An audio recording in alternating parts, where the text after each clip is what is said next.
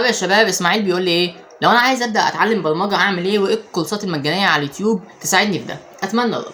طيب بص، لو عايز تبدا تتعلم برمجه كبرمجه فانت تعمل ايه؟ اول حاجه اتعلم منطق البرمجه عامه، اساسيات البرمجه. حلو، قبل اي لغات. بعدها بقى تدخل في لغه اسمها لغه بايثون، اكيد عارفها يعني. بس لغه بايثون دي ليه؟ عشان اول حاجه اللغه سهله ويعني بسيطه، تقدر تتعلمها بسرعه عادي. وكمان عشان مرتبطه بالذكاء الاصطناعي فمطلوبه حاليا جدا في سوق العمل. حلو. بعدها بقى بالنسبه للقنوات المتاحه على اليوتيوب فيها كورسات مجانيه تقدر تتعلمها، فهم قناتين. لو عايز حاجه عربي فبالنسبه لي قناه الزيرو ويب سكول كويسه جدا، انا اتعلمت منها شخصيا في البدايه.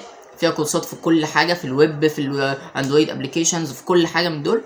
ولو عايز حاجه انجلش في برضه قناه اسمها بروجرام جوز مش، فدي برضه كويسه جدا وبسيطه. بس اهم حاجه ان انت ما تتفرجش على الفيديو كده وخلاص، لا يعني تشوف الفيديو، تطبق عليه كده، فاهمني؟ بس ومع الوقت واستمر، اكتب كل يوم حتى لو كود بسيط قد كده، حتى لو سطرين 3. بس اهم حاجه الاستمراريه، دي عامله زي اللغه كده، لازم ممارسه علشان تقدر تتعلمها بسرعه. وبس كده. ولو عندك برضه اي سؤال اكتبه لي تحت في التعليقات وهرد عليه.